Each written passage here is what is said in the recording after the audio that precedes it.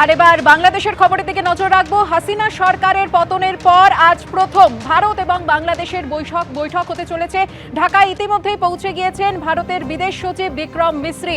ঢাকাতে বৈঠক হবে বাংলাদেশের বিদেশ সচিব মোহাম্মদ জসিমউদ্দিনের সঙ্গে। সকাল 11:30টায় এই বৈঠক শুরু হবে, যে খবর এসে পৌঁছচ্ছে আমাদের কাছে। আবির দত্ত আমাদের প্রতিনিধি রয়েছেন আমাদের সঙ্গে। আবির, এই মুহূর্তে কি কি খবর পাচ্ছ এই বৈঠক সম্পর্কে?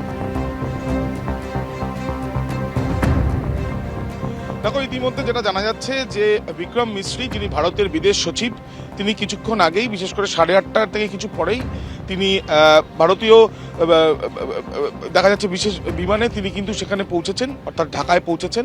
আজকে 11টার সময় তার বৈঠক হওয়ার কথা রয়েছে এবং বিকেল 5টার সময়ও একটি বৈঠক হওয়ার কিন্তু সময় নির্ধারিত হয়েছে বলে জানা যাচ্ছে সূত্র মারফত। এবং যেটা জানা যাচ্ছে যে বাংলাদেশের বিদেশ সচিব মোহাম্মদ জসিমউদ্দিন, তার সঙ্গে এই বৈঠক হবে এবং তারপরে বাংলাদেশের পররাষ্ট্র মন্ত্রকের তাদের তরফ থেকে যিনি উপদেষ্টা রয়েছেন তার সঙ্গেও তৌসিফ হাসান, তার সঙ্গেও বৈঠক হওয়ার সম্ভাবনা রয়েছে এটাও যে বাংলাদেশের প্রধান উপদেষ্টা মোহাম্মদ ইউনুস, তার সঙ্গেও কিন্তু দেখা করতে পারেন বিক্রম মিশ্রি। এবং তুমি জানো যে একদিকে যেমন সংখ্যালঘু হিন্দুদের উপরে এই যে ক্রমাগত আক্রমণ, তাদের বাড়িঘর ভাঙচুর, তাদের বাড়িঘরে অগ্নিসংযোগ দেওয়ার ঘটনা, মন্দিরে ভাঙচুর, এই সমস্ত বিষয়গুলো কেন ঘটছে, কেন এগুলো আটকানো যাচ্ছে না, এই বিষয়গুলো ভারতের তরফ থেকে বাংলাদেশের কাছে জিজ্ঞাসা থাকতে পারে বা প্রস্তাব অনুযায়ী তারা কী ব্যবস্থা নিচ্ছেন সেই বিষয়ে তারা জানতে পারেন। এখন দেখার বিষয় এই বৈঠকের পর পরিস্থিতি স্বাভাবিক হয় কিনা। ধন্যবাদ আবির। দুই জেলায় শিক্ষা ব্যবস্থার বেহাল দশার ছবি প্রকাশ্যে এলো। পড়ুয়ার অভাবে দক্ষিণ 24 পরগনার অসংখ্য প্রাথমিক বিদ্যালয় বন্ধ হয়ে যাওয়ার আশঙ্কা দেখা দিয়েছে। মুর্শিদাবাদে আবার ছাত্র আছে, শিক্ষক নেই। অবস্থা এমন, রান্না সেরে পরীক্ষায় গার্ড দিতে হচ্ছে এক স্কুলের মিড ডে মিল কর্মীকে।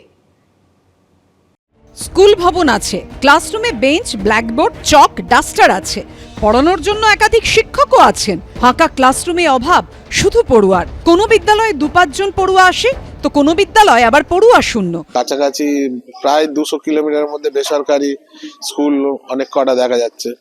তারা বেসরকারি কিছু সুবিধা তো পাচ্ছে, সেই জন্য চাচ্ছে। পড়ুয়ার অভাবে দক্ষিণ 24 পরগনার অসংখ্য প্রাথমিক বিদ্যালয় বন্ধ হয়ে যাওয়ার আশঙ্কা দেখা দিয়েছে।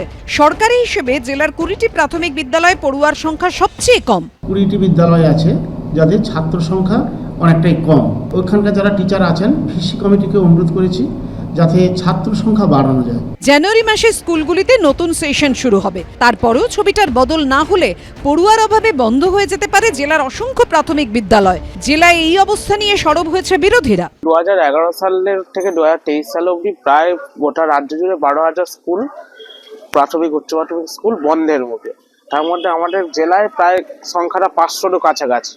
এই নিয়ে রাজ্য সরকার পুরোপুরি উদাসীন। সরকারি যে স্কুলগুলো, মানে প্রাইমারি স্কুলগুলো, পরিকাঠামোর ভীষণ অভাব এবং শিক্ষা ব্যবস্থা নিয়ে বর্তমানে প্রচুর পরিমাণে রাজনীতি তথা ব্যবসা আরম্ভ হয়ে গেছে। পাল্টা জবাব দিয়েছে শাসক দলও। কোনো স্কুল বন্ধ হওয়ার মতো পরিস্থিতি এখনো পর্যন্ত নেই।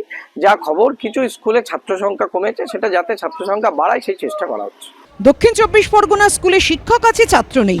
মুর্শিদাবাদে আবার উল্টো ছবি, সেখানে ছাত্র আছে, শিক্ষক নেই। অবস্থা এমন, রান্না সেরে পরীক্ষায় গার্ড দিতে হচ্ছে মিড ডে মিল কর্মীকে। হরিহরপাড়া শ্রীপুর জুনিয়র হাই স্কুলে 71 জন পড়ুয়া আছে, কিন্তু নেই কোনো স্থায়ী শিক্ষক। একজন অতিথি শিক্ষক স্কুলের পড়াশোনা থেকে দেখভালের দায়িত্বে রয়েছেন। পরীক্ষা হচ্ছে সেজন্য সাহায্য করছি স্যার। গার্ড দিচ্ছেন? হ্যাঁ, গার্ড দিচ্ছি। স্যারের অসুবিধা আছে সেজন্য আমি গার্ড দিচ্ছি ওদেরকে। স্কুলের বেহাল দশা নিয়ে তৃণমূলকে আক্রমণ বিরোধীদের। মিড ডে মিল কর্মীকে স্কুলে পরীক্ষায় গার্ড দিতে হচ্ছে, এটা অত্যন্ত দুর্ভাগ্যজনক ঘটনা। পশ্চিমবঙ্গের শিক্ষার হাল বেহাল, এটা এই ঘটনা প্রকাশ করে। দুটো ঘরে পরীক্ষা, একজনের বাথরুম পেয়েছিল, তাই কাউকে সাময়িক যাতে বাচ্চারা গণ্ডগোল না করে তার জন্য সাময়িক দাঁড় করানো হয়েছিল। আগামী জানুয়ারির মধ্যে 3 জন ভ্যাকেন্সিতে টিচার চলে আসছে। এই অতিথি শিক্ষকের চাকরির মেয়াদ মাত্র 1 বছর। এরপর স্কুল চলবে কিভাবে জানেন না কেউ। গৌতম মণ্ডল ও রাজীব চৌধুরীর রিপোর্ট, এবিপি আনন্দ।